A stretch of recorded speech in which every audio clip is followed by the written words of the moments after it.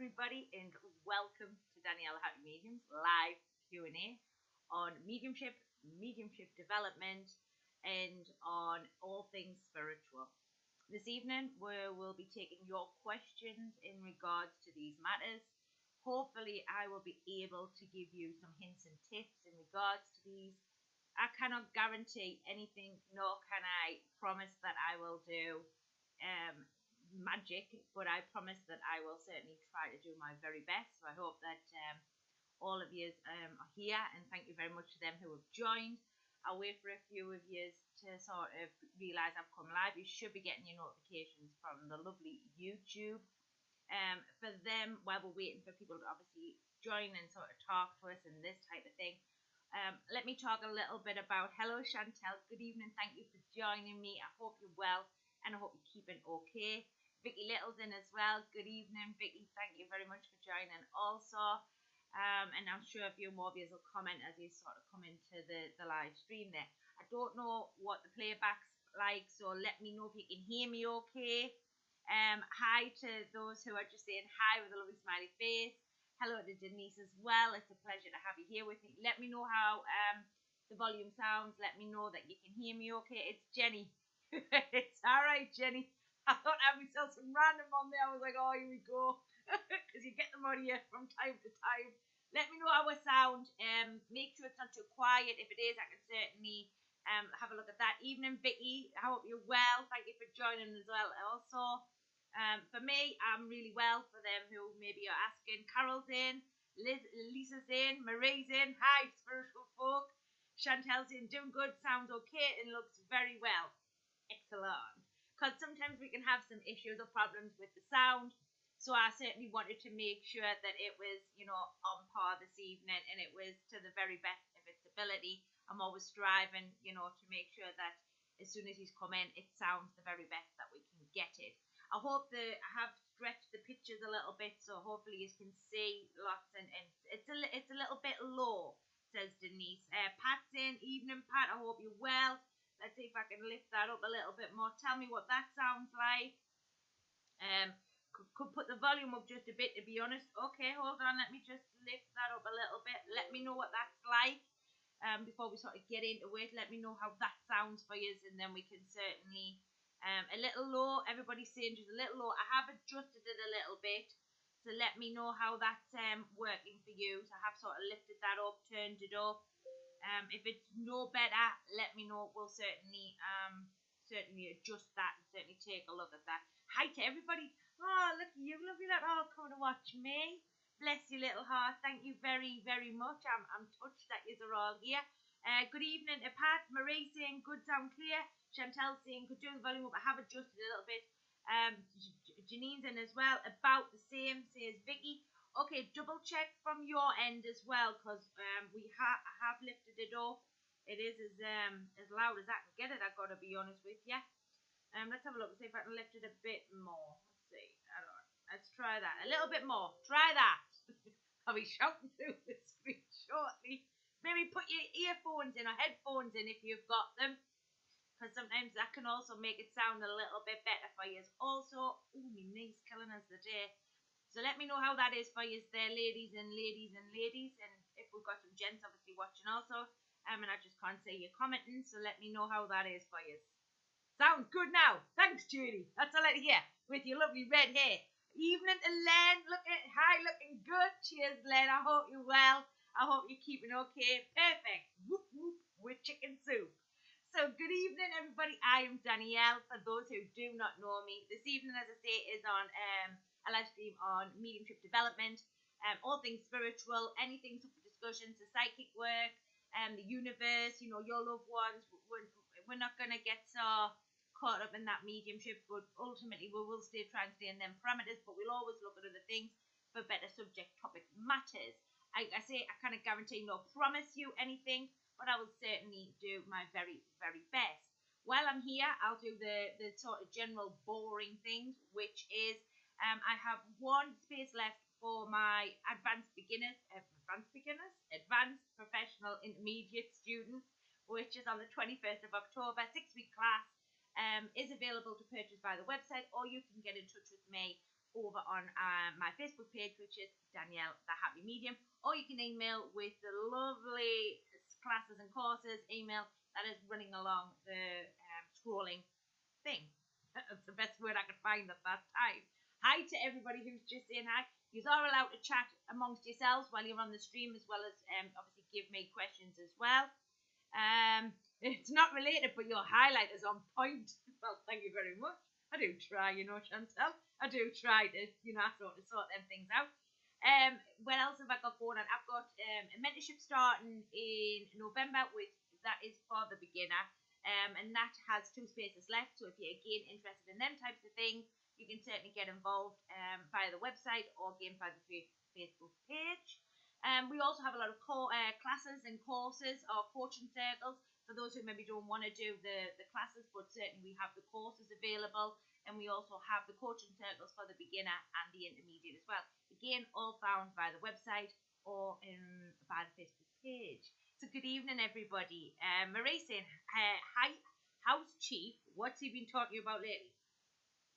The mechanics, me and Chief, we're working quite strongly on the mechanics, how the spirit world works, the way in which to work with your mind, how the spirit world works through my mind, how I can push them mechanics for not everybody, but just about anybody who's sort of on my vibration or on my sort of wavelength, Marie.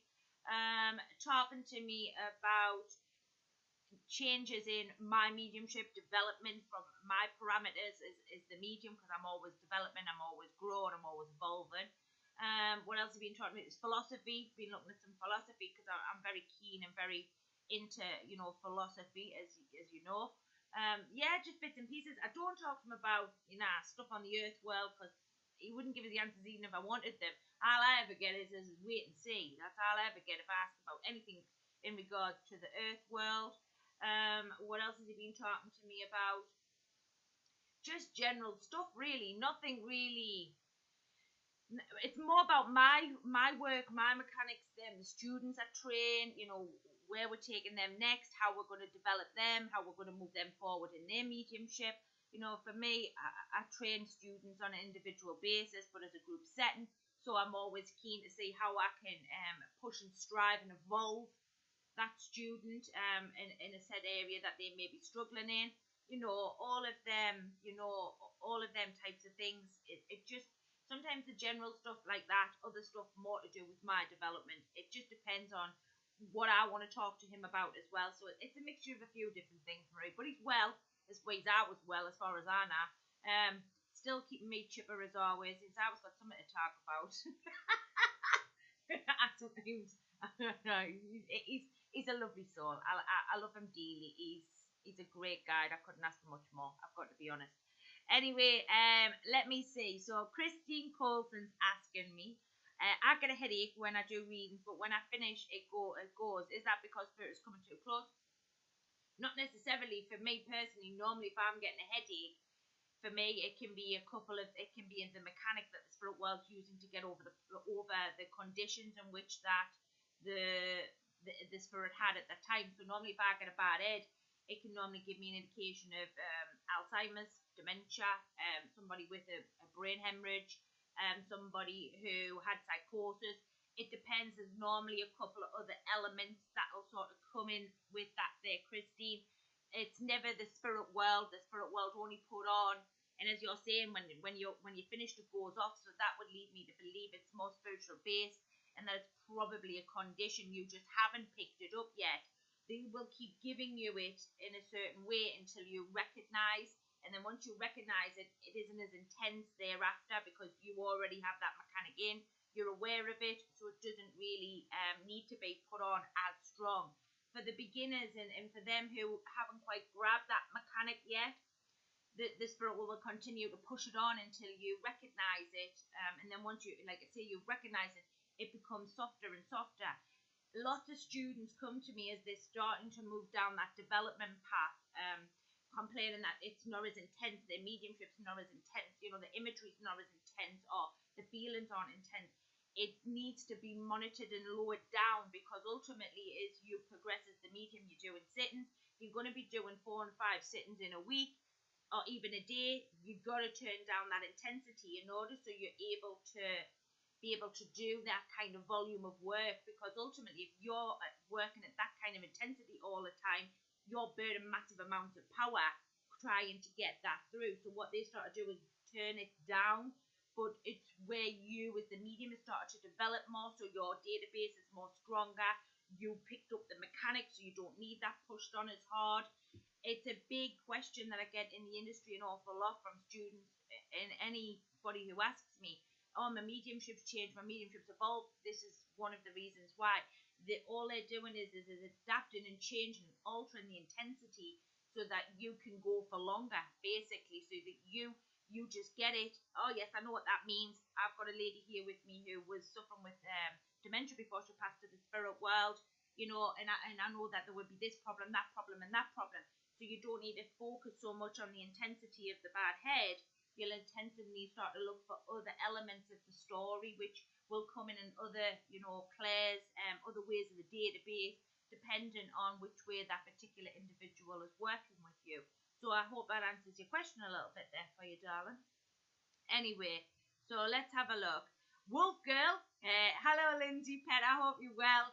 I'm on my daughter's account. That's absolutely fine. I am really well, actually. Thank you very much. I hope you are too. Anyway, so Chantel's in. Danielle, yes. I want to improve my readings. I'm a little scared of clairvoyance. How can I help myself? How do I break down the fear? Great question. For me personally, let me tell you a little bit about my story. So when I first started out in mediumship, I probably wasn't in the best place possible. I'd had a lot of interactionary problems here to the earth, which caused a lot of fear within me and my mediumship. And subsequently, because of that, the fear that I was conjuring up in my mind was then transporting and looking like there were imagery within the spirit world, when actually it was my mind that was making it up. And for many years, I turned my clairvoyance off, which allowed me to work with clairaudience very, very strongly. Now that was because I was frightened. The spirit world didn't turn it off. The spirit world didn't do none of that. It was something within Danielle.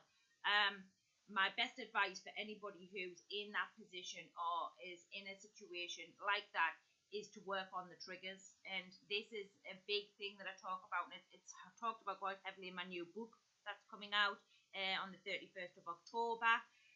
It's called Freestyling Mediumship. And it's about the personal journey, the soul journey. And for many mediums, we talk about development. We look at development an awful lot. We don't really look at the parameters of the development of the instrument, the database. And I talk about my mechanics quite strongly within the book also. And it's a very, very different way of looking at mediumship from what is being given out there in the industry. So for me personally, as part of your soul journey, you need to sit down with yourself and ask yourself, what is it that you're frightened of? It's not the spirit world you're frightened of, it's you. There's something within you is the instrument that's holding that back from allowing the spirit world to tap in. So you need to have to sit down with you and talk about the fears. What is it that you're frightened of on the world? Normally when we don't want to say something, it's the fear of the reality of what it really is, the truth in which that is there for all of you to see. And sometimes trying to digest that truth can be very, very hard. Or it means you've got to then look at something and take accountability for it. Or you've got to look at something and accept it for what it is, which is very hard sometimes when we ignore a problem or we ignore something that is really staring us in the face. It's again the red flags, these types of things. And I'm a great believer in this now. I never used to be, but I am now. Ignoring the red flags now will cost you dearly further down the line, which is what's probably happening here. It's costing you your clairvoyance, Chantel. So ultimately, it's an inner journey, that one there. You're going to have to sit down with you as the instrument and work through that. And as you start to accept the reality you live in, accept the insights that are available to you, you'll start to find you starting to open up. And actually that's what happened to me when I started accepting things for what they were, started looking at myself in a much more bigger light. What happened was my clairvoyance actually come on in lots of different ways. So I hope that helps you a little bit, and I hope my personal story, you're not the only medium that, you know, goes that way. I've got to be honest, and I don't like to scoff at mediums because they don't see the spirit world or they're not. Some mediums don't see the spirit world, and that's, the spirit world's just giving us that there as well.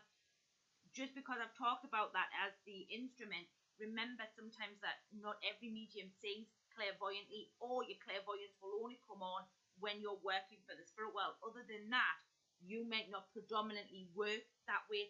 There may be other clairs that you work more strongly, because every medium's unique. So some mediums are very heavily clairaudience, which is hearing the spirit world. Other mediums are very heavily clairvoyant. Some are just clairsentient, which is feeling the spirit world. Some are claircognilians, just knowing. Some do the smelling, you know, whatever it may be.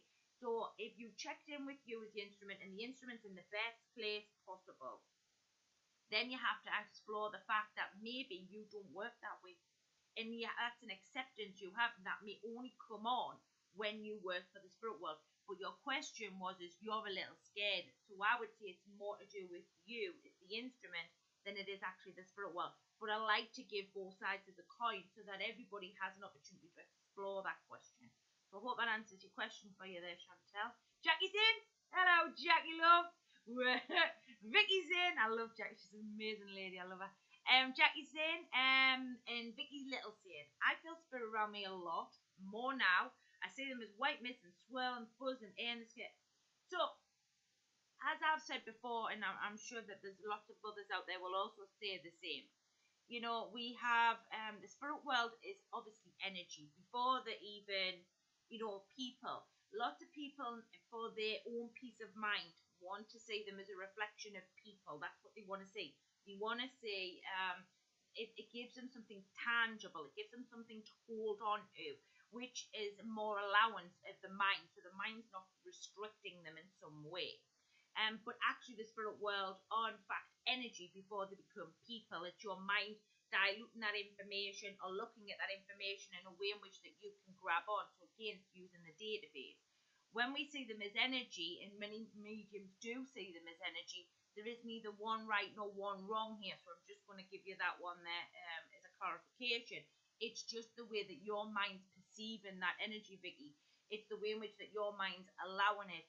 The knack to that one is how you then transport that information from the energy to the mind, and then obviously give that off as a communication. It's exactly the same as you would if you were seeing the person. There is no separation. It's just that your mind ordinarily sees that energy differently. Some people, I mean, I see them as both. So I see them as energy, but also as people. I see some energies as particular colours. I just see others as, you know, straightforward people. You're not doing anything wrong. There's nothing wrong with your mediumship. It's just the way that you perceive the spirit world. And for me, that's, you know, for anybody or anybody that sees it one way or the other, it's a great way to see them either way. There's no right or wrong in that question, I have to be honest. So I hope that answers your question a little bit for you there. Lynn saying, hello Lynn, I have to try and talk with my guide. She seems to have gone quiet. What should I do? Right. So there's a couple of things there that I would recommend for this one, and guides is a big favourite of mine, I've got to be honest with you, Len. So first and foremost, there could be a complete change of team, and we've got to talk about that, because in mediumship, guides will and do change. Some teams will keep the same guides all their life, and that's fine and dandy. Others, like myself, will alter and change. I've kept one, but the others alter and change and have changed over the years I've done my mediumship. So what could be happening is first and foremost, the question you need to be asking is there a change coming? Two, the next one I would be saying is that if she's gone quiet, have you moved your mind away? Are you looking for more? Because as the medium, you could always be looking for more strength, growth, knowledge. Because as mediums, we're always evolving, changing, altering, just as the spirit world is. That's another question I would be asking. So as you're going in, you're sitting in the power, you want to be putting this kind of intent in with these kind of questions and looking for the answers back. Now, the answers may be straight away available to you. Others may take a couple of days to drop in. Sometimes when I put the intent in, then it can take me a couple of days to get the answers back. Sometimes not everything is available to me when I go in, that's in the power, but over the days of hours, that information will just drop in as I'm busy doing my day-to-day stuff, or if I'm chatting to the spirit world about other things. So for me, it could be that you've changed your mindset, could be a change in the instrument. You may be doing some inner work, which means that you have evolved as the instrument. If you're evolving the instrument, the mediumship's going to evolve and all. The change in the dynamics within the spirit world to work with that mind is also going to change, because even though you had that guide, your mind was there when that guide was working. If you changed, altered and evolved, then ultimately the guide's going to evolve and change to work with your mind to keep moving forward, or that guide's going to slip away so that a new guide can step in to work with your mind in that more different, altered state of new awareness and new development. So they're the questions I would be asking first and foremost, Len. Before the next question I would be asking, if you can get a hold of her, is does that guide want to continuously move with you? Because again, it's a free will choice there with them.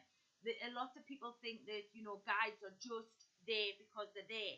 They're not. Guides are there because they want to be there. Some guides will choose to go on and do other things. So you have to ask that guide, if you're working with a guide, do you want to continue working with me? Or are you looking to step back? Or is there new people coming forward?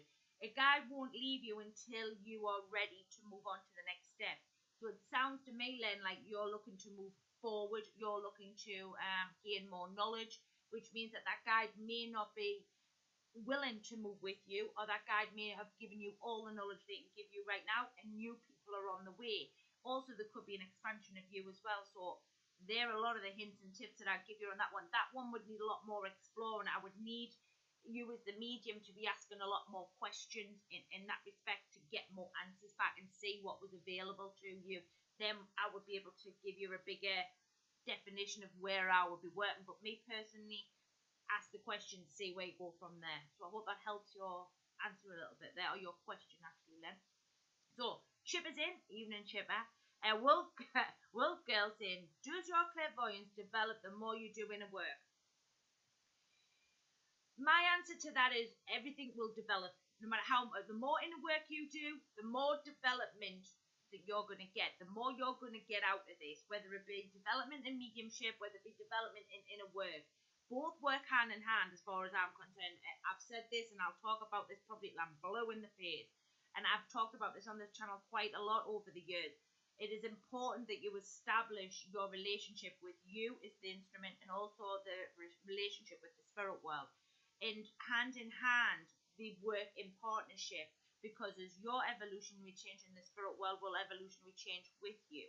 So for me personally, no matter what work you do, whether it be development, whether it be inner work, whether it be any of them things, they will all help you in some capacity, because they are all there for the right reasons. And spiritualism, for me, spiritualism and mediumship sort of sit in the same bracket.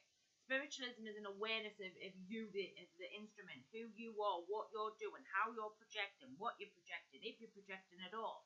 How are you doing things? Are you doing them differently? All these types of things. And it's part of this journey, and it's very much part of the path in which that you walk. So for me, the answer to your question is no matter what work you do, whether it be development or whether it be inner work, it will ultimately, things will always get better. Whether it be clairvoyance, clairsentience, clairaudience, whatever it may be, it will all get to a certain place where you can work and develop in it and work with that to the best of your ability. It's a bit like a harp. I've said this before. Some clairs you'll work very much hard for a long time, and then what will happen is you might go and start working some lower clairs and clairs you haven't worked with some time, and you'll have to tune them in again. So you constantly, it's like constant adaptation of moving up and down that harp scale, or up and down a piano, learning the keys, understanding the keys. This could even go in with Len's question as well. If there has been a change in the clair that you were using in order to connect to that guide, it should still be valid.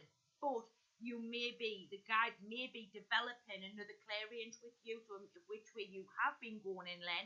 Maybe try another clair range, because the guides are always evolving and changing with us, and developing us is the instrument. So they may be trying to see if you can pick them up in another way. So that may be a little hint and tip there for you, Len.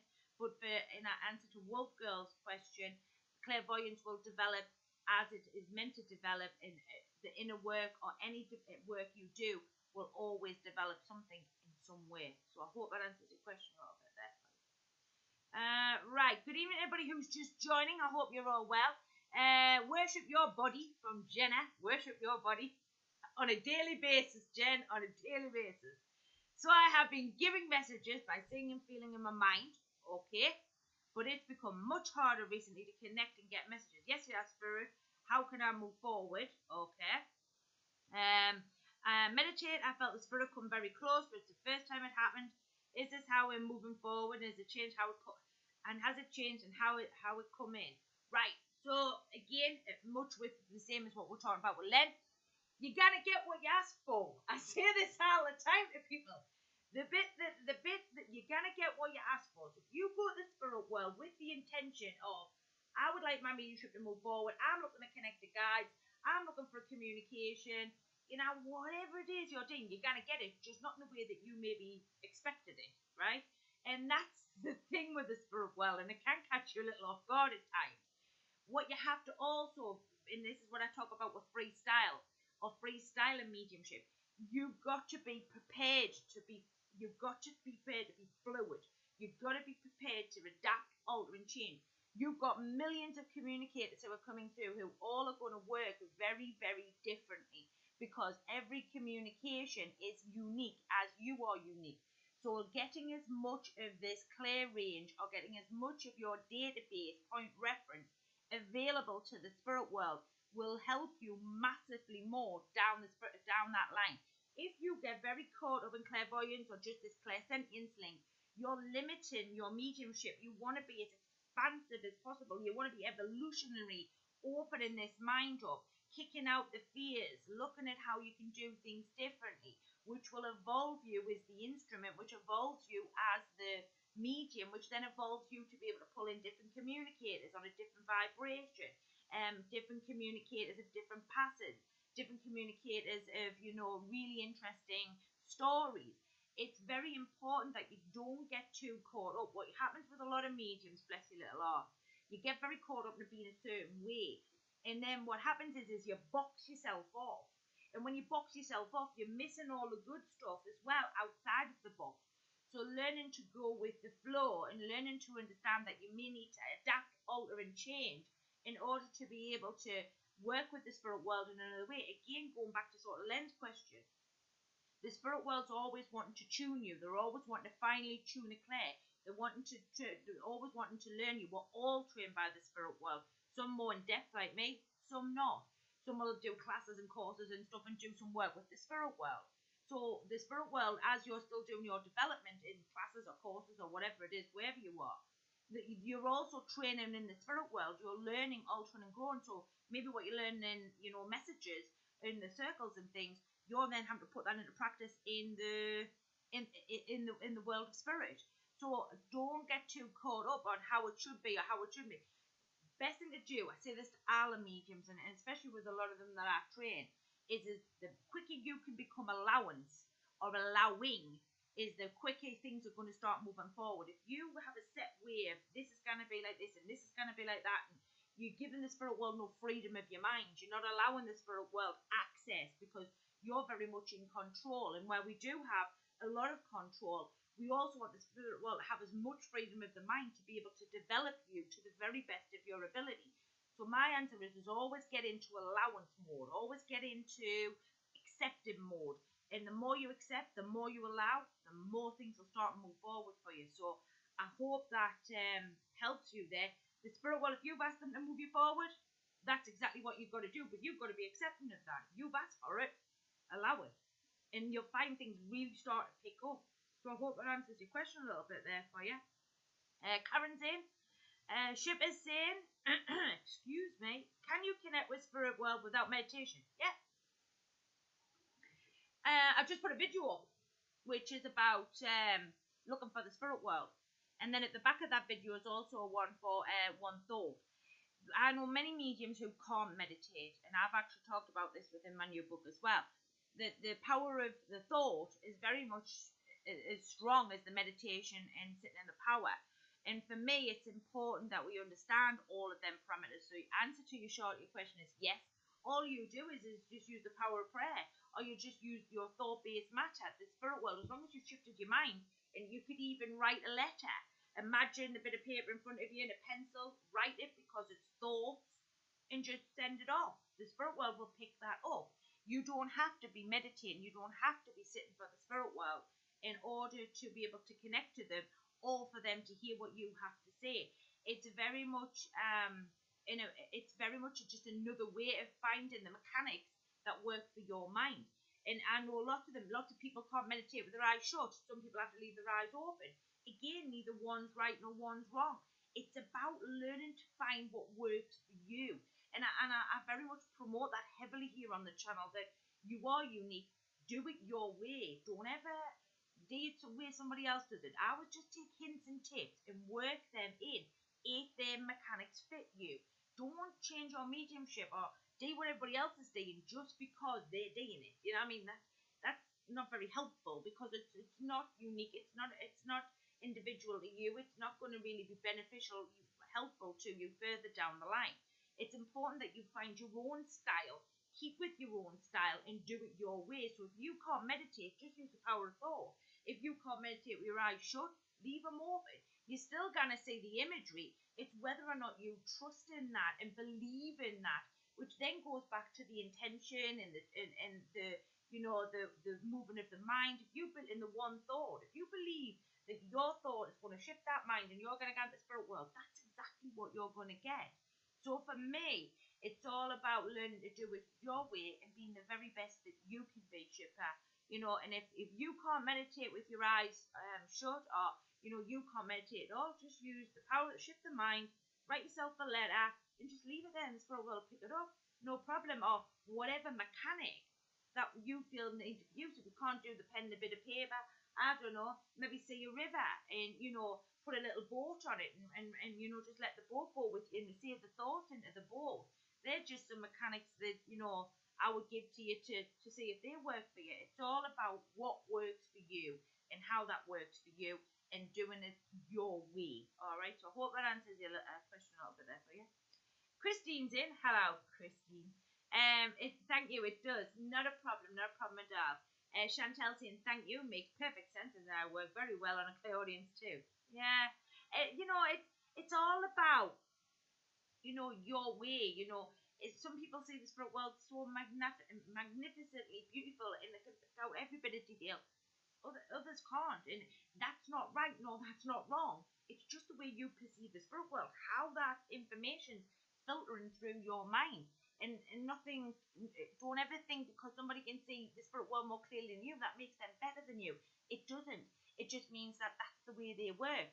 Embrace the way you work, and always look to develop and home in areas that maybe could need more finer tuning. But if your clairvoyance isn't as good as somebody else's, doesn't make them any lesser or any better of a medium than you. So I hope that answers the question for you there. Wolf Girl saying, I look forward to your book. I'm looking forward to that book. Like, I've got to be honest, it's had a lot of work. It's very much the first book. I said this in a video I think last week. I could slap me on for that book, but it is what it is, and I kind of changed the past. But I have really given everything I've gotten a little bit more to this book. Like, I've got to be honest, I wanted it to be like something that was nothing out there. Many books I've read, and they're all about the clairs and auric fields and this type of thing. And I appreciate all of that, but it's not really the kind of the road I had envisioned for that book. So I look forward to it, and I hope you enjoy it. An inspiration for those who want to follow the soul journey. You're an inspiration. People say that, and including yourself, but I didn't think that. I always say to people, I'm only the medium when I move my mind. I'm only the medium when I'm working that rostrum, or doing that sitting or training or whatever it is. Other than that, I'm just a down-to-earth kind of girl. You know what I mean? That's made lots of mistakes in my mediumship, who hasn't always done the right thing down here on the earth world, and I constantly try to do better every day. So, I take your compliment, and it's absolute pleasure for you to say them lovely things about me. But for me, I try to be me. I try to be me in every way, shape, and possible. I didn't try to be anything more than what I am, and I didn't try to be something that I'm not, because eventually you're going to get bundled, you're going to get caught out. So the best thing to do is just be straight up the line, and then I haven't got to worry about anything further down the road, if that makes sense. So for me, I appreciate your beautiful comment, but like I say, I'm just an average Joe, just doing my bit in the world and hoping that the voices in which that my mind can touch will hear what I have to say and will evolve and grow because of that. So thank you very much for that. That's a lovely thing to hear. Right. The lovely Jackie's saying, why do spirits show themselves to you at different ages and readings? Right. This is funny because I had this question last night, actually. So, for me personally, it's where the medium's mind is.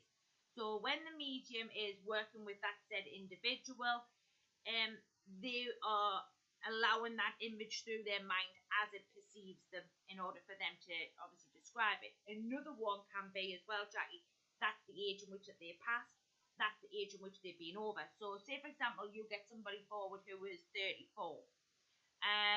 That could be the fact that that was actually they died 34 years ago. So it's about interpreting the image, but then also seeing what's behind the back of the image. So is there a feeling? Is there more to that? Because ultimately, I'm always wanting to explore if they're showing me in that way. Is there something more behind that? Is there a story sitting behind that? Normally, using the intelligence, and I work with the intelligence quite strongly in the spirit world. For me personally, the spirit world's not giving you something for nothing. So they're not going to show you that age for no said reason. I tend to find normally sometimes if they show me 64, but they didn't actually pass at 64, that's the time in which that they become unwell, or that was when their illness started, or that was when there was a real problem in their life, which is where their story's starting. And for me, it's about becoming aware that that's important. Them areas in which that they're showing you is important to them, and it's important to them because it's important to the person sitting in front of you. It could also be they show themselves at that age because that was the best time of their life. That was when they were at their happiest, if this makes sense. So my advice to anybody who sees this mechanic, and I know a lot of you do, is to look for what's behind the back of that and see whether or not there is more to that story. See if there's something else going on there. Because using the intelligence, the spirit world's not going to give you that for nothing. Always remember when you're working for the spirit world, as long as you moved your mind and you put that intent in, the spirit world's not going to give you something for nothing. There's more to it. And when you start to work your mediumship like that, you then become very aware that there's a lot more going on and that there is more to that image, that word, that feeling. That's the intelligence that you're looking for behind the back of it. So my answer in short to your question is, Jackie, if they're portraying and showing you that, my next question would be, why are you showing me that?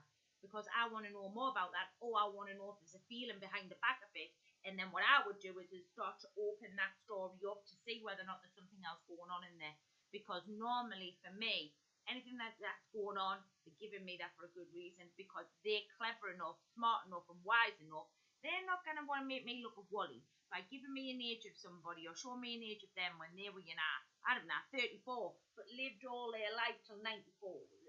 The spirit world's clued up enough to know that. They're clued up enough to be smart enough that they're giving you that area for that reason. So for me, Jackie, that's where your story starts. Check that one out. See how that works for you, all right? Because I'd be interested to know. I hope that answers your question a little bit for you. Andrew's in. Hello, Andrew, darling. Kelsey's in. Hello, Kelsey, sweetheart. And Martha. Hiya, Martha, love. Joan's in. So Joan Brolly's saying to me, hiya, Danielle. Hello, sweetheart. When I meditate, I feel spirit around me, but as I go deeper, I feel it getting stronger, and sometimes I get like palpitations and my hands wet. Would this be spirit trying to blend? So it sounds to me like you're jumping down them altered states quite quickly, Joan. That's what that sounds like to me. You're moving around them altered states, so you're moving down quite a little bit later. So normally when we're working for the spirit world, it's a communication of sittings or platform or anything like that. We're sitting at around about 15 to 20, which is that's thought per minute. As you start to move down them altered states, you drop down to about 15 to 10, which is 15 thoughts to the minute. All right. So that's what that sounds like to me. You're dropping down that little bit further, so you're not completely into trance, but you're not completely sitting within the communication of sitting or for platform work. So my answer to you is if you're getting palpitations, that would probably lead me to believe that you're a little worried by that. That's making you a little bit sort of panicked. The sweating can be the spirit world. I mean, for me, lots of people say to me, where the spirit world feels hot to me and they feel cold to me.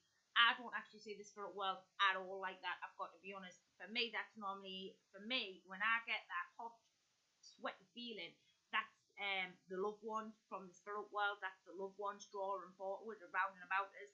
Or I've got, other things that I want to be looking for. They're some of my mechanics, but everybody will see this differently. So I'm going to obviously give it for both sides of that coin.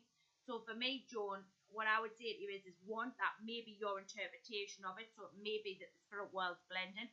My answer to you, Joan, would be, is the imagery coming in with that? Is there just the feelings, or is there more to it? Again, a bit like Jackie's question. So you want to be opening that up. So you're getting this feeling, you're getting these palpitations, you're getting this heat. Is there anything else starting to come in with that? So are you hearing anything? Are you seeing anything? Is there anything else sort of backing that up, if that makes sense? Because for me, it could be the blend. I'll be very honest, but I would want to see more of it. I would want to see, and I would want to hear a little bit more from that. So for me, because I understand that mine is very different to yours, it could be the spirit world blending, but it could also be that it's the loved ones there with you, or your loved ones for that matter. So let me know, Joan. Let me know a little bit more about what's going on, and I could open that up to have a little bit more of a look at it, sweetheart. All right. Right, Wolf Girl saying, I've asked my guides to help me develop all my senses, and the only senses that's not improving is clairaudience. Right. Okay. The biggest one of all, clairaudience, because everybody wants it, because everybody thinks it's going to give them the names, and actually there's millions of other mechanics that you can get names with. Clairaudience takes some time. It can be a clair that some mediums don't work on at all. Again, a bit like clairvoyance. It can also be a clair that some people work very, very strongly on. For me, it was a clair that I developed because my clairvoyance, because of me, I switched my own clairvoyance off. So I had to learn to listen. Now, in order to develop clairaudience, here's a big one for you. You've got to learn to listen to the spirit world. You've got to learn to hear. You've got to learn to sit and be very quiet and listen to the vibration of the energy. You've got to listen for the words, how far they wait, this type of thing. Also, people think that clairaudience is like me, talking like me. Honestly, clairaudience can be very, very, very subtle. And for me, lots of people miss it because they have a perception of how they think it should be instead of the way in which it is. I'll never forget, I'll tell you another story. So I was, last year I was up at a church where I was doing my mentorship program before obviously we went into lockdown. And there's a girl in there, and she was one of my students, and she was saying to us, I can't hear the spirit world, Danielle, I can't do this, I can't do that. And we're doing spiritual philosophy at the time. So I said to her, I says, I'll tell you what it is. I says, can you bring the guide forward? She had a guide, so she brought this guide forward. And I said to her, right, I says, I want that guide to tell me what they're going to talk about when we go out on the roster. She went, I can't hear. I says, just ask the question. And actually, the words actually filtered through as they were running across her mind. So don't get too caught up with clairaudience, supposedly meant to be like you're hearing me. What you will probably have become aware of is that clairaudience is like the words are running across your mind as if you had a typewriter and somebody was writing it. But you don't see the imagery, the words will come in like that. Also with clairaudience as well, you may get pockets where there's words missing. You've got to learn to fill the blank in for the spirit world. So my name is such and such, so they would give you this. So my name is Andrea, and I lived at 7, and you would fill the blanks in. They would give you the Andrea in the 7. So you've got to be, clairaudience is a very multifaceted, as with clairvoyance, is multifaceted, and it's very different for every medium. Every medium's going to pick that up differently. So my answer to you is that it will probably be developed, and it is obviously probably already available to you. It's just that you haven't found the right mechanics to be able to bring that to the forefront, if that makes sense. So I hope that answers your question a little bit more for you. Louise is in. Hello, Louise, love. Chantel saying, hi, Louise, chattering there. Let's have a look. Wolf Girl saying, how do you know if the information that drops in is from you or your guys are busy doing day-to-day things? Right.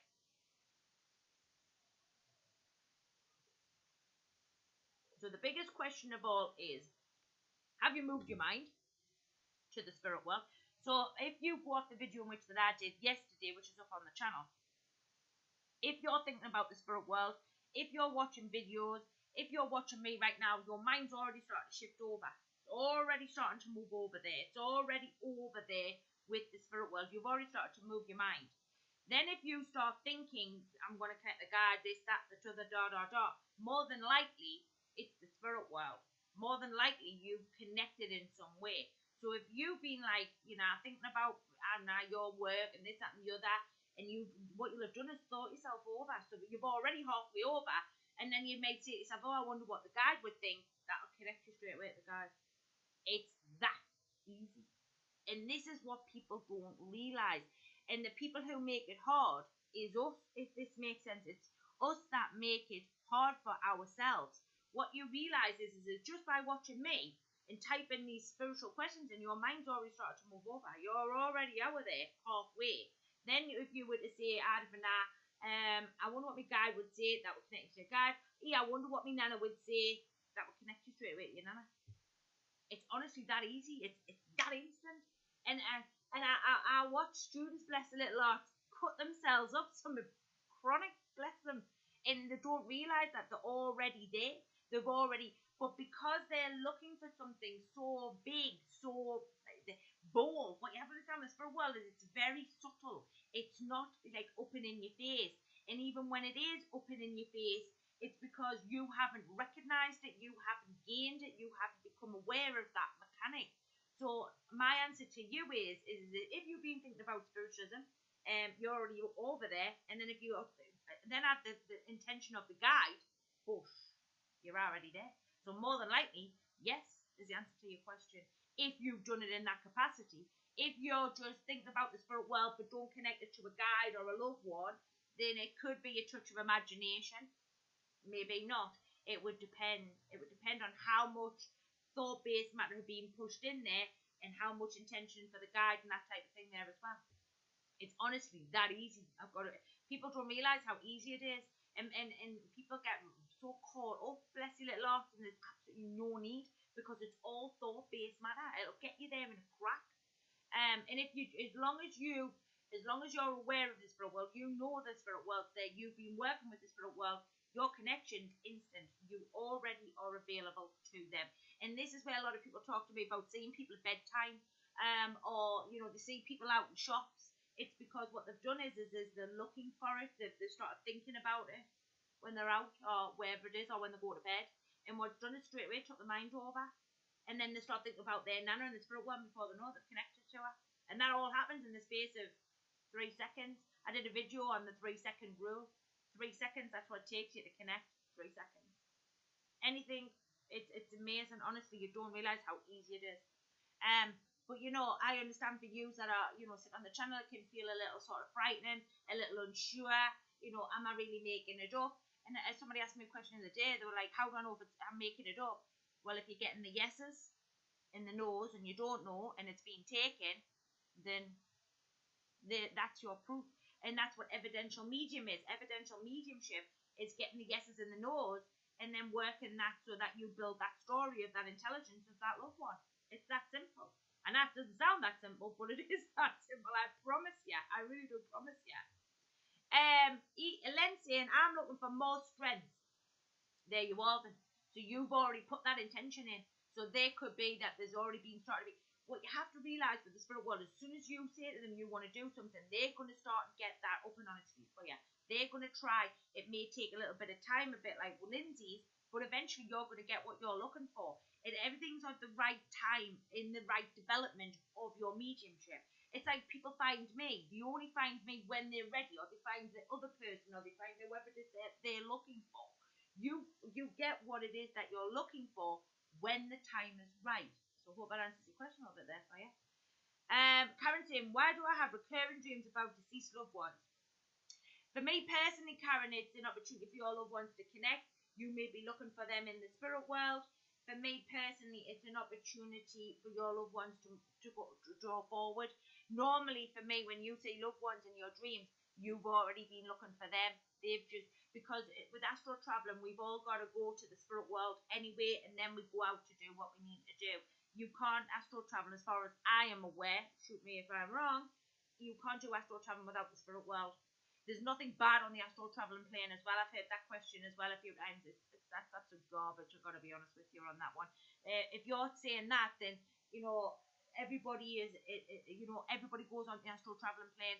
It's nonsense. But that's another story. But in answer to your question, Karen, for me personally, it is that you have taken your mind to them in your dreams, and they are connecting with you through the spirit world. They can come just to visit and say hello and just let you know they're all right. Other times they have stuff to tell us, so they may tell us about certain things that they're aware of, or that they are watching on us or whatever it may be. They'll never tell us anything bad because they're not here to interfere with your free will, but they will certainly always take good care of you. So in essence, to your question, it sounds like astral traveling, Karen, and you popped yourself off to the spirit world, but not a problem, and it's a good question. Lenty, and thanks, not a problem. Louise is saying, hi, Karen. Oh, you're all just chatting. Nice, nice. Martha's saying, hello, Martha, love. Right, why and when did you decide to become a medium? And was it to connect to your family? No, in answer to that question, Martha. So, I think I've talked about this, and I have talked about this a little bit in the book. I was in the medical field for many years prior to being a medium. I'd always been aware that I was a little different. I thought I was adopted as a child, but actually I wasn't. Excuse me. So for me, when I started out in my mediumship path, it wasn't actually the spirit world found me. My nana hadn't long passed, which is, I've spoke about my nana quite a lot on Facebook, but also a lot here on YouTube. I wasn't in a good place because of a relationship that had subsequently disintegrated. And also I wasn't happy with the job that I was in. Now, that didn't have any reflection on why I was looking for mediumship. I was looking for answers, maybe. I didn't know what I was looking for, Martha, to be honest with you. I wasn't really looking for anything. The next thing I know, I did some meditations. I tell the story, my friend was into Ghostbusters, and actually I seen her last night, funny enough. She was helping me out with some students. She was into Ghostbusters, she got me into meditation. And I remember her saying, look, get in the chair, this, that, and the other. And I got in the chair. And I honestly put the headphones in like you do, and I started meditating within instant seconds. There was a man there, which is now subsequently the fella that I work with. And the rest is just sort of history. Like Martha, I was more intrigued by him than I was about anything. I mean, I didn't know anything about spiritualism. Not a thing. I come from a family who had never been involved in mediumship, never been to a spiritualist church, had absolutely never even heard of the spirit world until 7 years ago. That's the God's honest truth. I don't disown anybody, nor do I condone anybody who goes to the spirit world looking for their family members.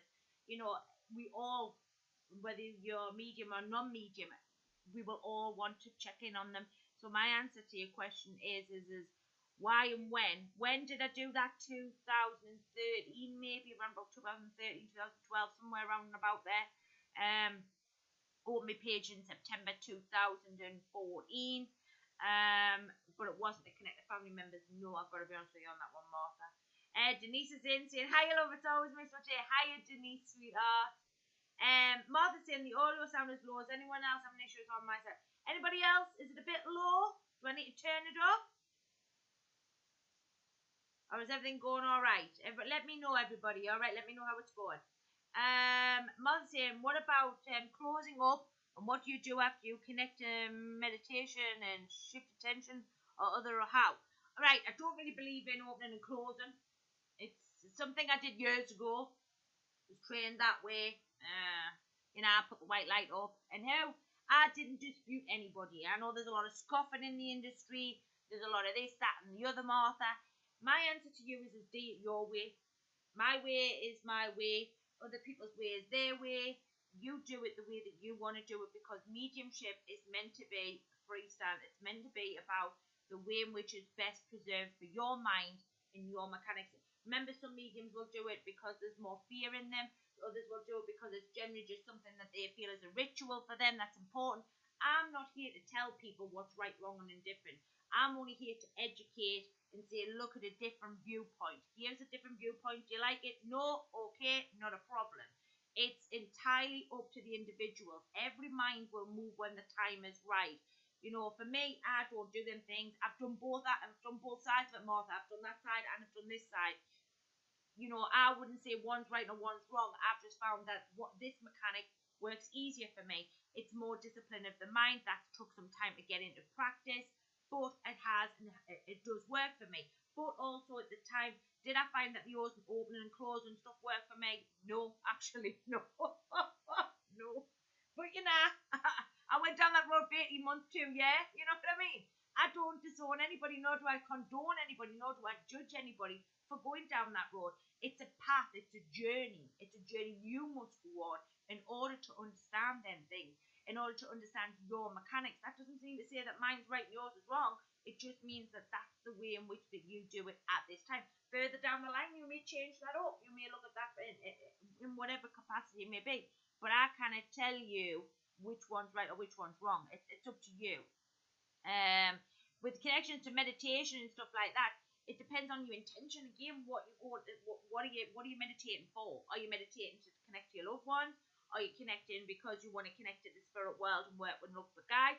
Are you connecting to the spirit world for development? Are you doing it for relaxation? Are you doing it for focusing? I've done loads of videos, Martha, on regards to sitting in the power, in the difference between meditation and also sitting in the power. Lots of people do meditations and sit in the power, and they're doing just massive amounts of relaxing, but nothing that, and then they come in and go, nothing's happening, Danielle. And I'm like, what have you been doing for the last, what have you been doing for the last 2 years? Well, I've just been watching these videos, on such and such a platform. And when I kind of wait, I look at them, they're just relaxation. There's nothing in them to focus the mind to be able to develop in a set area that they're looking to develop in. Again, that's another place in which that people have to learn. You find them answers when the time is right. I can't say what's right nor wrong. And with connections to the shift is about you just finding your movement of the mind. Normally it's done through the eyes. So most people, when I first find them, I've got their eyes shut. And what we do is I have a mechanic to help them find that shift through the eyes and the movement of the minds and certain other mechanics within the awareness, if this makes sense. It depends. Every medium, again, is an individual. Other mediums are going to find it differently. I've got to be honest. So I hope that answers your question a little bit there for you. Sounds like a birthday present. Might be, it might be. You never know. Ship is saying, thank you. Is it possible to communicate with the spirit without help of your guide? Yeah, always. The guides are just there to assist you. I talk about this and I have done on this channel for a long time. Guides are there to assist. That's what it means, guide. So if you were to look the word up of guide, it's to assist, it's in order to help, it's in order to allow. You can do both communications. Lots of mediums, again, say that that's not right. I'm not here to dictate what's right, wrong, or indifferent. All I do is to say from my parameters and then allow people to kind of way and dig it as they want to dig it, if this makes sense. For me personally, it's important for you as the individual to do it your way. Hang on. Let me just get rid of this person. Hold up, and then I'll get back to... Right, my apologies there, because I've been very, very busy here talking to you lot. There, I'll just move this up a bit. Right, so getting back to Shipper's question. It's entirely up to you, if this makes sense. If you want to use that guide in your communication, and you want to do it that way, that's absolutely fine. What the spirit will do will always alter and change and help you progress and evolve as the individual. It's all about what fits you and fits your mediumship at this time. On the channel, I've talked very much about guides and guides assisting you. Again, through the use of the database and the point reference, the guides know your mind better than anybody, so that where you haven't maybe got what you have or need in that mind in order to get a communication, the spirit world will find other ways for you to be able to get that communication over. Sometimes the guides will assist in everything. Sometimes the guides will just stand over and watch it. It just depends. It depends on how much you invite them in to work with you when you're doing your communications, if that's the way you want to work. If not, you don't want to work with them, you just want them to oversee, that's absolutely fine. Or you could say to them, can you just help out if you feel I need it? Because they're going to know, because of their intelligence, where you maybe get stuck or get stuck or whatever it may be. Lots of mediums disagree with that. Lots of mediums say it's not right. I ain't here to say what's right, wrong, or indifferent. All I'm here to say is that there's many different ways. And I've given 3 different ways that you could do it. And you need a choice when you do mediumship. It's not good trying to, bully folk down that road, because, you're going to restrict the minds more. And that's not what we want.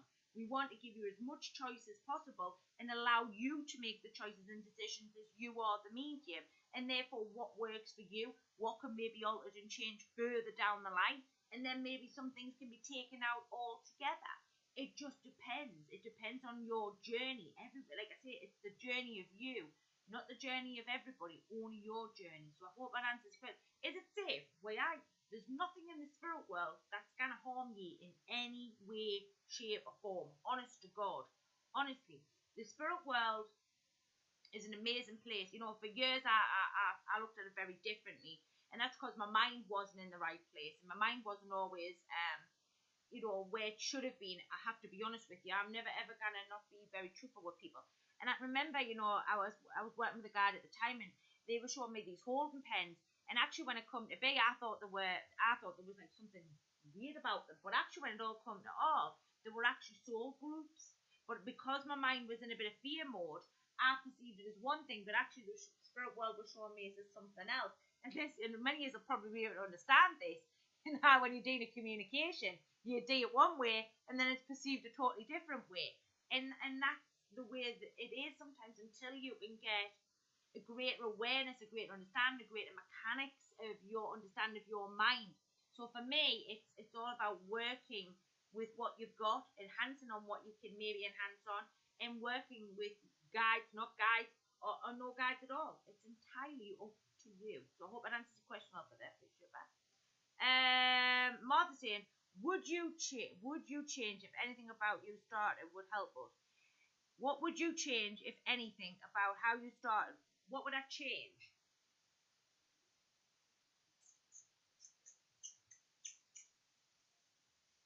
Not being as fear mode, not being as frightened. That would be my biggest thing, is to realise that it is, that journey isn't as frightening as what you think it is. I wasted massive amounts of time on worrying about whether I had the communicator, whether I had this, whether I had that. Was it right? Was it wrong? Was it indifferent? Instead of just trusting in that process, and allowing that process to probably move forward in a lot quicker way. And probably, had I done that a lot quicker, Martha, I probably would have been up on my feet even quicker than what I was, in all honesty. Would I change the way I did my development? No. Nah.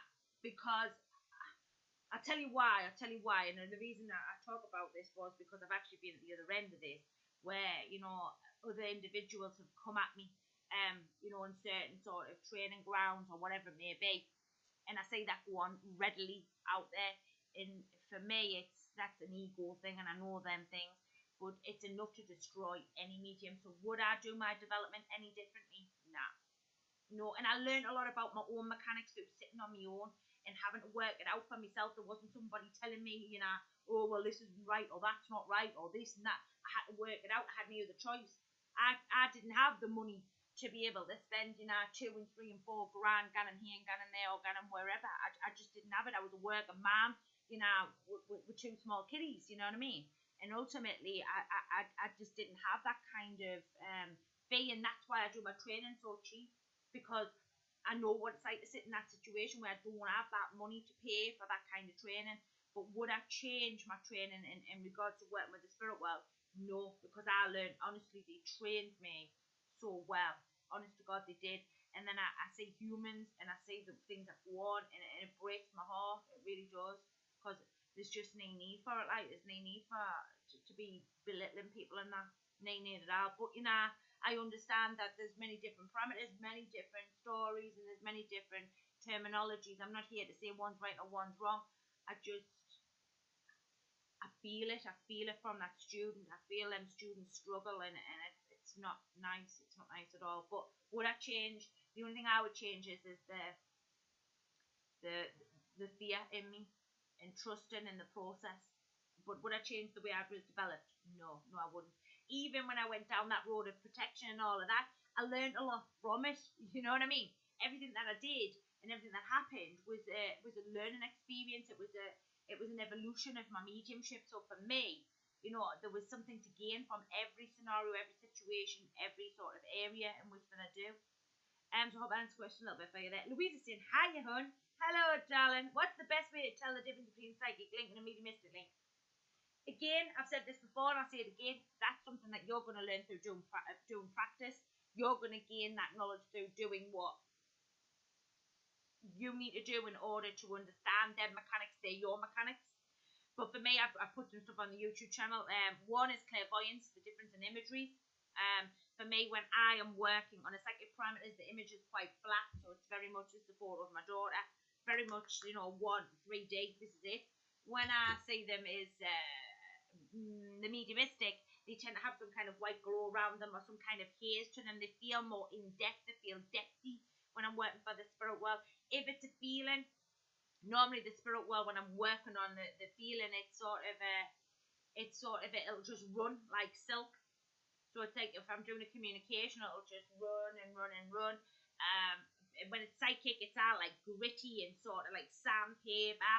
So, you know, for me personally, clairaudience, it tends to be where when I'm working clairaudience, it's sort of right here, like right close to my head. When it's sort of psychic, it seems like at a distance. It seems like really far away, or it feels like it's had to travel. So there are a couple of the hints and tips that I could give you. That one there, lots of practice. You'll eventually become aware of it. I become very aware, and it was just an alteration of the energies. You'll feel that. Some people will feel it, some people will see it, some people will know it, some people will hear it. It's going to be your mechanic on that one, like Louise. But they are some of the hints and tips that I can give you that worked for me in my mediumship. But the videos are on YouTube as well if you want to check them out. Jamie's in. Hi, Jamie, darling. Martha's saying, speaking of psychic links, what is the quickest and easiest way to tap in? Just look at the person. Look at them. Start talking about them. I feel like you are a nice person. I feel like you have 2 children. And eventually it'll just start to flow. It'll just come in. It'll just start to drop. It'll start to just sort of come into your awareness. But it'll be in you don't even move the mind. You just look at the person and it'll start to drop into the awareness of you. So you'll become aware of it through your auric field. The easiest way. Just look at the person. I say this with every communication. You will always have a psychic link because you're getting yeses and nos. You're working with an individual right in front of you. So there's always got to be that element. That's why it's important with Louise's question. You understand and know the difference. But ultimately, if you really want to tap in, just look at the person. You could even look at somebody on social media and just sort of look at them and think, what's going on here? And you know, you'll just start to get lots of different things. Again, don't start tapping into people unless you've got permission, like, because you'll get in the bother for that, mind, Martha. Just sort of give you that one there. Sometimes before I fall asleep at night, I see faces. It's funny. We've just been talking about that. So, you've been thinking about the spirit world. As soon as you watch somebody like me, you know, you talk about spiritualism, you sort of, watch something on TV or see something on Facebook, you've already moved your mind, Jamie.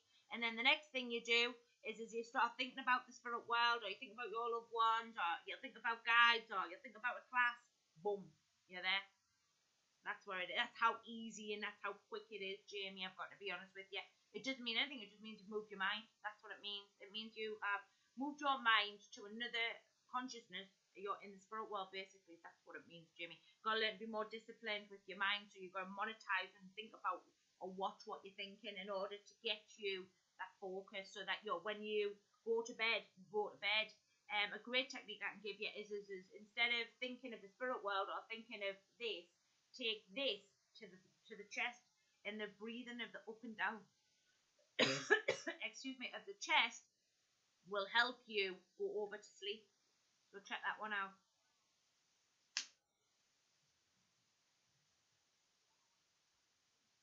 So Yvonne O'Brien asked me, what is the method of organisation of the spirit world or deceased loved one when they come in?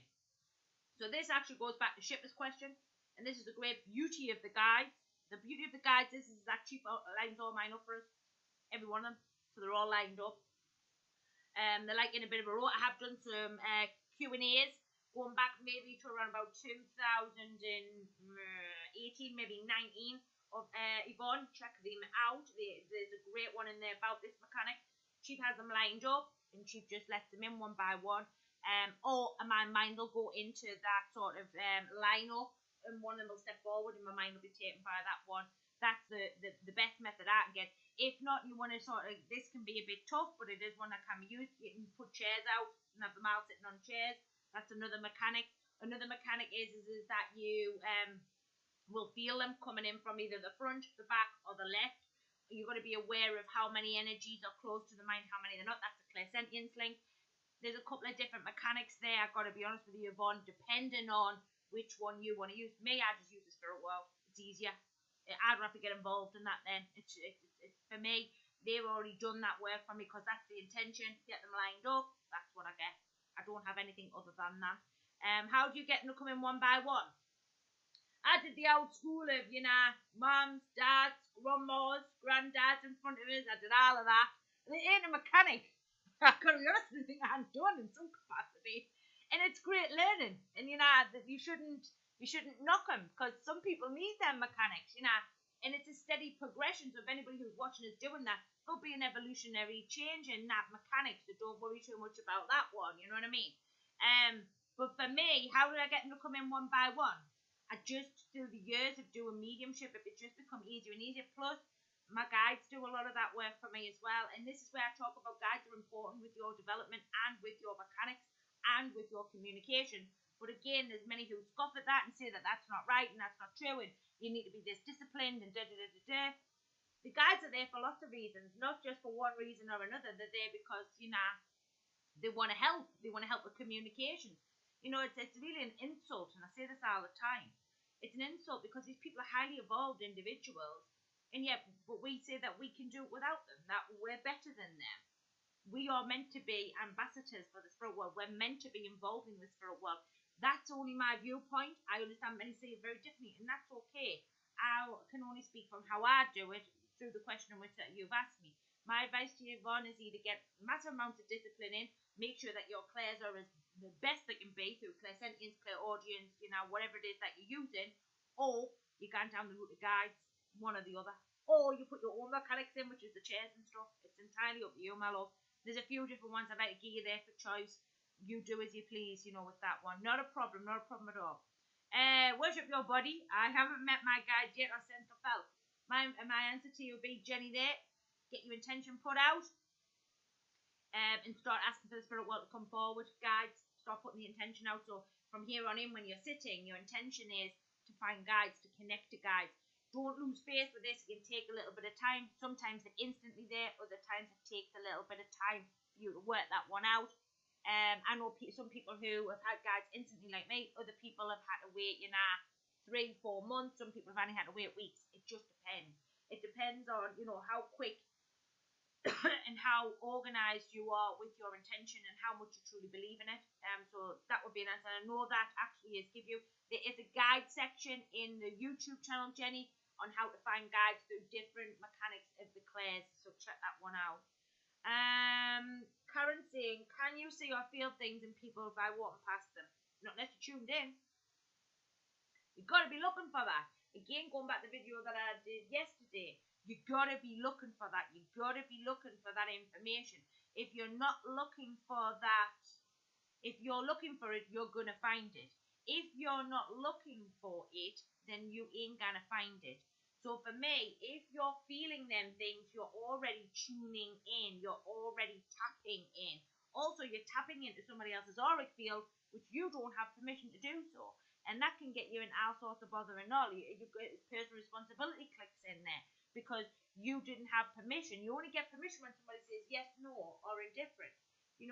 If you're tuning into people without, their prior permission, it's classed as a nosy psychic, and you're interfering in people's energy, which you didn't really want to be doing, I've got to be honest. And then, to be honest, half the time when you are doing that, it's a reflection of you bouncing back because you don't have permission to be looking in there anyway. So my answer to that question is you're tuning in. You're already tuned in. Your mind's already there because your mind can't find it unless you're giving it or you're looking for it. Thank you, Danielle. Know about the Joan. Len saying seems okay here. Thanks, Len. Wolf Girl saying I've been told a few times before we were born we chose our path and we Do you believe this?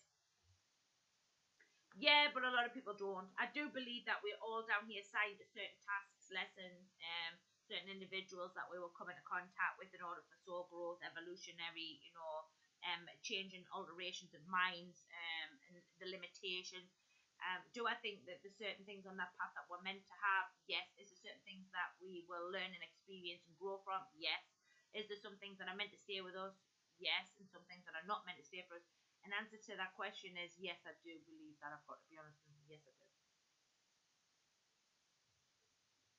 I don't believe anything's a coincidence. No matter who you meet, where you go, all them types of things, I don't think anything is a coincidence in that capacity. Like, I've got to be honest. Kelly West saying, hello everyone. Hello, lover. Joining late, not a problem. Our baths are unique and that's what works for us, not works for others. That's exactly right. Kelly West says, what boundaries do you feel are most important? What do you mean by that, Kelly? What boundaries do you feel most? For me personally, on a soul growth, don't do to others what you wouldn't like done to yourself. Don't go nebbing in on folk when you don't have permission to neb in on them. Always treat your fellow man with the best of intention and always the highest of regard, regardless as to what they do to you.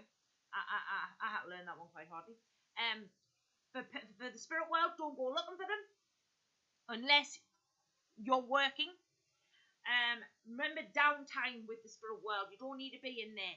Nothing's going to pass you by, so you don't have to be in there 24/7, which I was guilty of when I first started out. Now I only get in there unless I need to get in there. And normally I get a feeling that I need to sit, or I get a feeling that I need to, check in, or I've got some stuff that I need to talk to them about, if this makes sense. For me personally, it's always they're the boundaries that I would say. For your work, always keep it unique. Always be you in your work and in every way in your development. Obviously, some bits have got to be, so you're not questioning sitters and yeses and nos and stuff, but the rest of it, keep it your style. Because for me personally, nothing beats a unique medium like who's doing it their way. I've got to be honest with you on that one. So I hope that answers your question a little bit there for you, Kelly. Shipper saying thank you. No bother, Shipper. Len saying, when I connect with spirit and the information is not connected with the audience, what should I expect? Should I expand the situation? So, for me personally, depending on how many pieces of information you've given off, I always go with the first piece of information that I'm given, always. So, for me personally, I always go with that because that's the intelligence, that was where they want me to start. So, I work from there. Then I will get normally 2 or 3 pieces of others in that story and then give it off. I see lots of mediums, especially my lovely trainees, who pull loads and loads of information forward and then they can't decipher what's right, what's wrong, what's indifferent. So what happens is they've just got this big bundle of information, but nobody's taking it. So the best thing to do is get one piece, so the first image, first word, first feeling, and then get 3 additional bits and then find your sitter. Because otherwise what's happening is you're just pulling to the point where you just end up with a big, massive piece of information and then you can't dissect it then. So ultimately, you are struggling to be able to find your sitter. So normally with the first 3 bits, 2 or 3 bits, you should be able to start and be able to find that sitter. Or you need to be able to start and look for that individual and then start pulling. So once you get your sitter, then start pulling more or start expanding on them bits of evidence that's been given to you. So I hope that answers your question a little bit there for you. Sometimes, Lensing again, sometimes I can look at someone and can get a message about them not consciously, right? So you've got to be tapped in, you've got to be looking for that, in order for you to be able to get that, because you can't find them things unless you're looking for them. So you've got to have moved your mind in some way. So you've either felt their energy, which has then moved your mind, so you've felt that sort of vibration. It's like hit your auric field, which is a psychic link first and foremost, remember. So their energies hit your psychic energy, so your auric field, because we all have them, which has then made you move your mind, which then the message tends to drop in. Or it's the fact that you've jumped into their auric field when it's like rattled against your auric. So let's have a look here. So there's their auric field, there's your auric field. There's a bit of a delay here on the YouTube channel. So what happens is here's you, is the individual. You then come into that auric field, right? They've come into your auric field, so they started to touch, they're like bouncing off each other.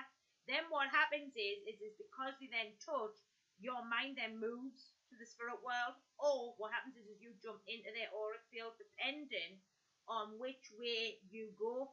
So either you're going to jump in like this into them, or what happens is you'll stay there and take your mind straight to the spirit world, which will then pull a psychic link off. So it's one or the other. So I hope that answers your question. But you've got to be looking for it in order for it to be there, because even if the auric fields are touching, you've still got to be feeling that in order to find it. So I hope that answers your question a little bit there for you. Kelly retracted her message. Okay. Please can you raise the sound a little? It's as high as it'll go, Martha. I don't think anybody else has got any issues. Put some headphones in, my darling. Let me know how that works for you. How do you know if it's a spirit or your guide that's with you? You ask the question, they'll tell you. They'll tell you the answer. If you say, are you a guide? They'll either go yes or no. If they say, are you a loved one? They'll go yes or no. They'll just tell you straight away, sweetheart. Kelsey's off. All right, but night, Kelsey. Andrew's still in. Martha's saying, I can feel someone. I feel someone's inside warmth in chest, but I keep asking questions and no answer. But I'm positive I feel they're different and it's not me, and I feel like I can't get past that. Any advice? I'm trying. Right, well, if you're not getting an answer back, there's no intelligence there. So basically, anything with intelligence is going to answer you back. Psychic's not going to answer you back. Intelligence is going to answer you back because there's somebody behind the back of it giving you the information. So I have to ask you the question, are you sure you've moved your mind? And is it definitely a loved one? If it is definitely a loved one, then you're more than likely going to get an answer back. You're going to get some kind of repetition going on. You're going to start and get some kind of extra information. Guides will never ever not give you information about them. Many people come to us about this one and all about guides, not talking to them and not doing this. If the guide is available and if the guide is talking, if the guide is there, the guide's going to want to talk to you unless you've moved your mind away from them, or earlier as I spoke in the thing, there's been a change up in your development, or that guide has started to step away in order for new people to come forward. Normally with communications, Martha, or with guides, they are, especially when you're first starting out, they will give you something back, even if it's only a small piece of information. Again, you could be alterating and needing to move your clear range around in order to be able to pick that individual up. But normally guides will come in a way that you understand so that you don't become fear-based, if this makes sense. If you're not getting anything back, normally that's a sign to me that you're not working. There's a lack of intelligence there, or you need to alter and shift and change your mind up in order to get that, in order to pick that information up. So it's one or the other, Martha. I would be interested to know which one. If you're saying it feels like there's warmth there, and you know that that's true, right, and accurate, then for me personally, you may need to change your mechanics up in order to be able to get that information through, in order so that you can find out additional information. Let me know, all right? Louise goes saying, I've got to go hunt. No problem, Louise. And I thank you very much for joining us. Andrea's saying, right, when doing a reading, I asked the communicator to quicken it up and they taught me a lesson, just giving me 5 bits of info in 2 seconds flat. Yeah, that's the spirit world for you. Get what you ask for. That's where the intelligence comes in. So if you're asking for stuff and the intelligence is available, they'll deliver every time because they're like that. So for me, what you need to do is you need to say to them, right, I get that. So again, you've got to come back to them and go, right, I get that, but it's coming in too fast. Can we find an equal balance? So what you're doing here is you're just trial and erroring it, Andrea, till you get it right, basically. That's all it is. It's just till you get it right. So just go back to them and say to them, right, look, I get that. Thanks very much. I can imagine that now because I know what spirit world's like. But anyway, that's another story. But yeah, that's tickled me, that actually. I would say, for me personally, just go back there and say, look, can you just alter and change that up a little bit more? It's coming a little too fast. The other way was a little too slow. Can we find another way? And they will bring another set of mechanics in there for you, Andrea. All right, so let me know. Good one, though. I like it a lot. All good, saying Len on the volume. Thank you. Jamie's saying, are there portraits to the spirit world? Are there portals? Portals. Oh, okay. To the spirit world. Do you believe there are energy lines that run across the earth that make it easy to connect?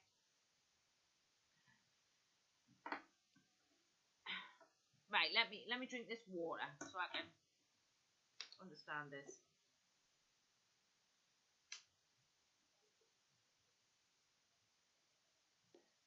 Okay. Everybody sees it differently, Jamie, and everybody's gonna view this very differently. It's a big topic, this one.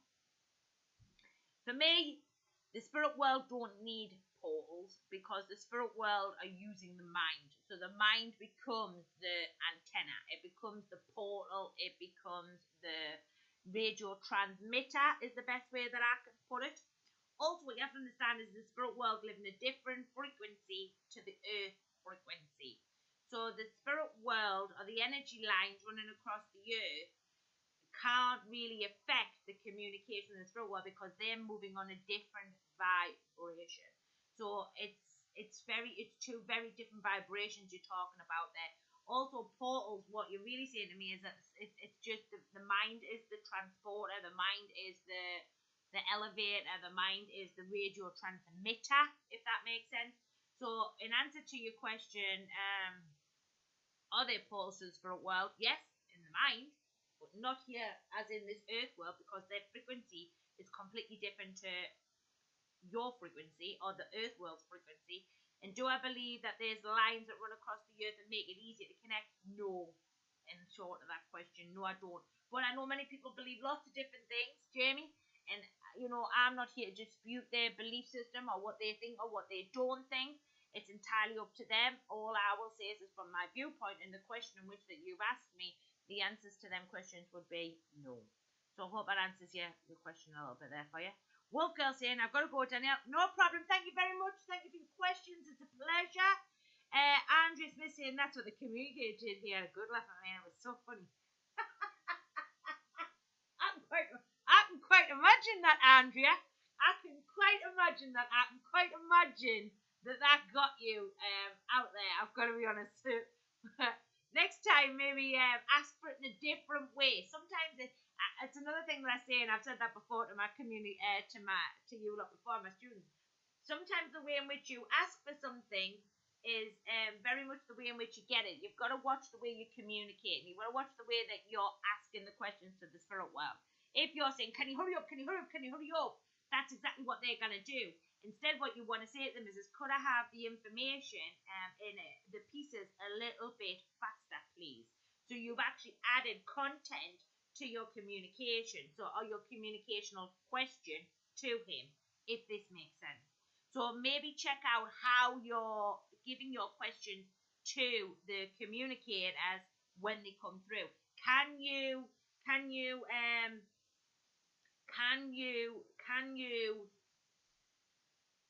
find a different way to communicate? Because like I say, the way in which that you communicate with them loved ones will ultimately determine the way in which that you get the answer.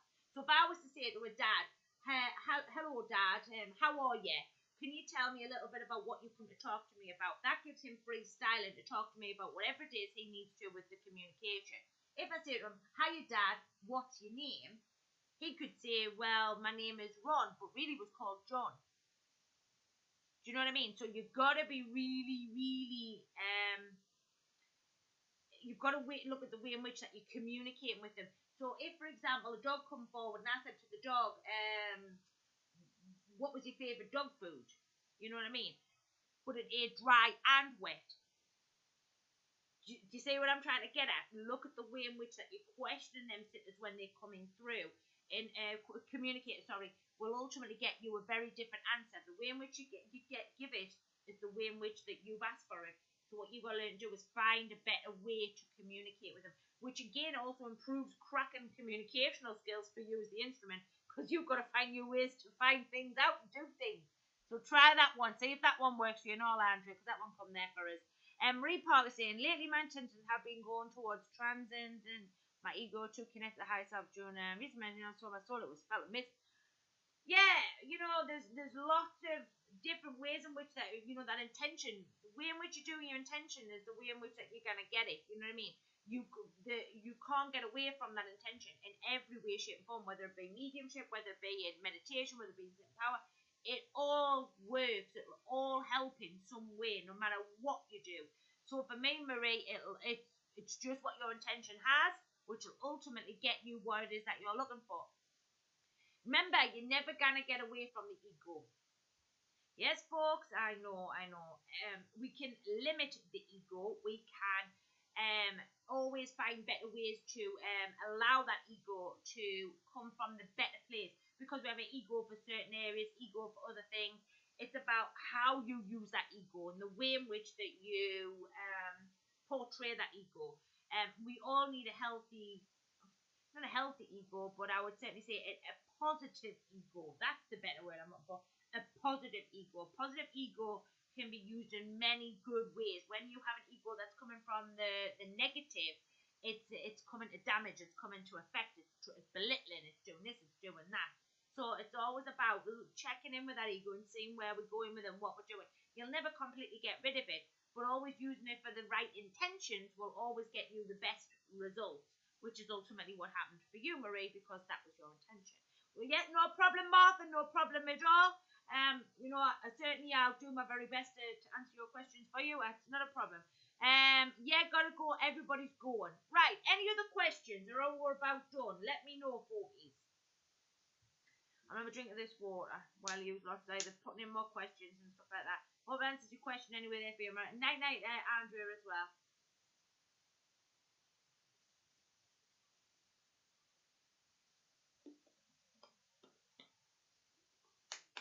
Are we all done? Been on for about an hour and a half. Go a little longer if people still got questions, but if not, I fully understand. People need to get back, you know, for bed and, you know, them types of things. I know people can get really, really tired, especially if you've got up for work and stuff like that. While I'm just waiting on you lot, I'll sort of give the brief descriptions again. So I have an advanced 6-week class coming up on the 21st of October.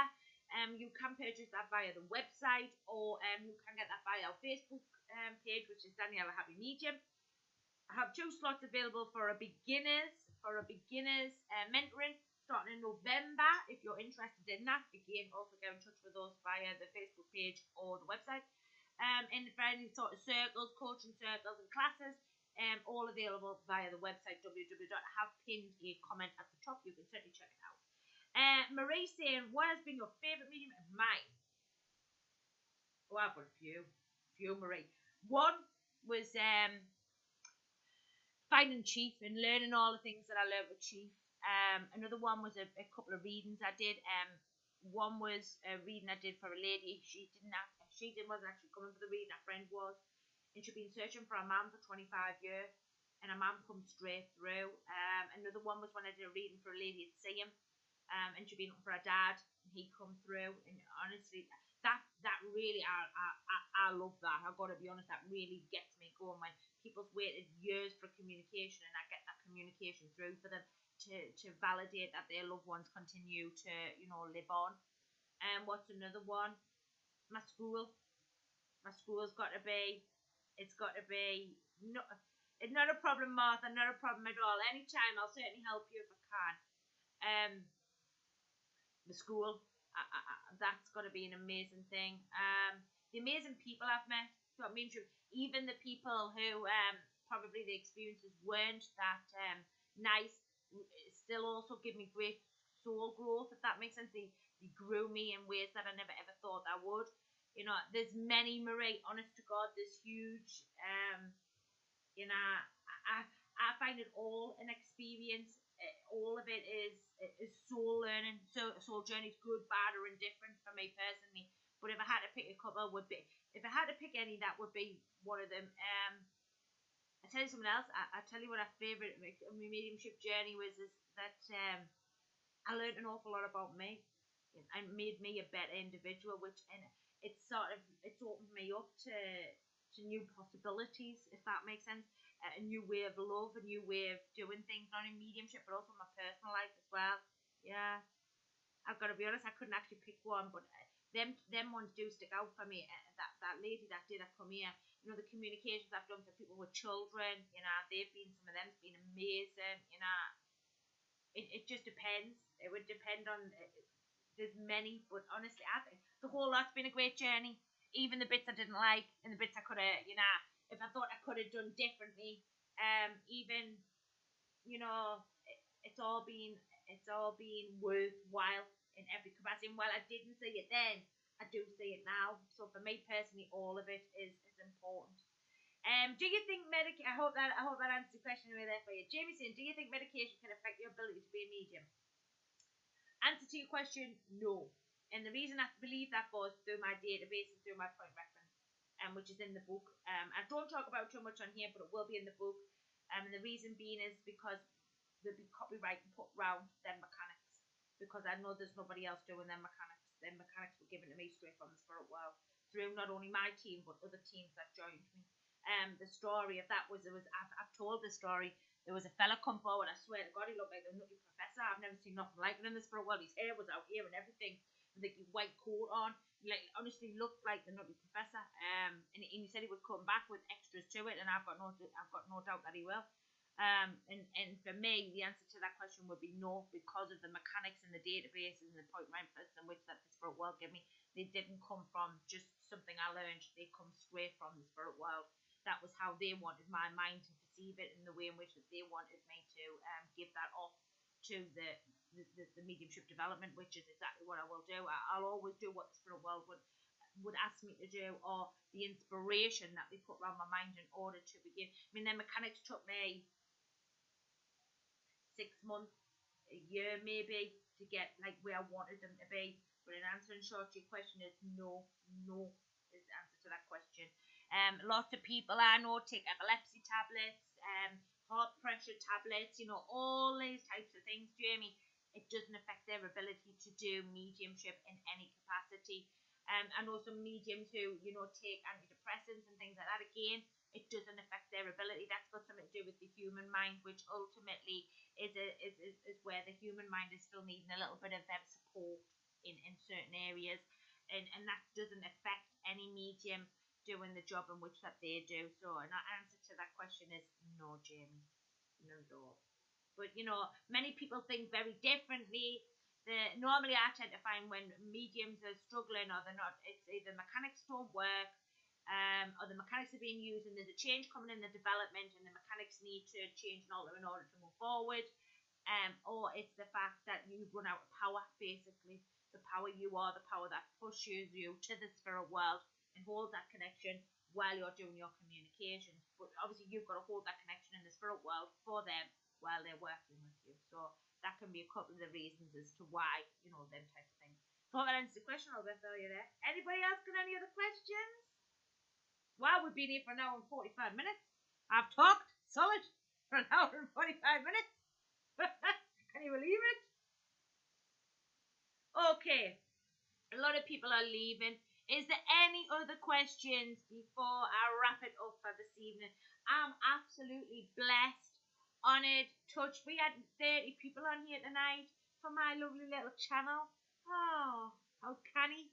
Thank you very, very much to all of you who've given your time. Thank you to all of you who have come along and with your questions. We've had some new people on. Thank you very, very much for supporting me, the channel, the school. If you're interested in the school, certainly check it out. The Oddbud School of Mediumship for residential courses for 2021 and 2022. I'm about to put 2022 up. I'm so excited. Honest to God, I am. Yeah, certainly come on over, check us out. The first of a kind in the UK, wait, in the Northeast, I should say. Let me rephrase that. So yeah, thank you very, very much for all of your time. Please do like this video before you leave. It really, really helps with the algorithm of YouTube. And I'll see you all probably in a fortnight, 3 weeks. Alright, big kisses, big hugs from me, and thank you all for your time and the Spirit World's time. Have a great evening. Alright, bye.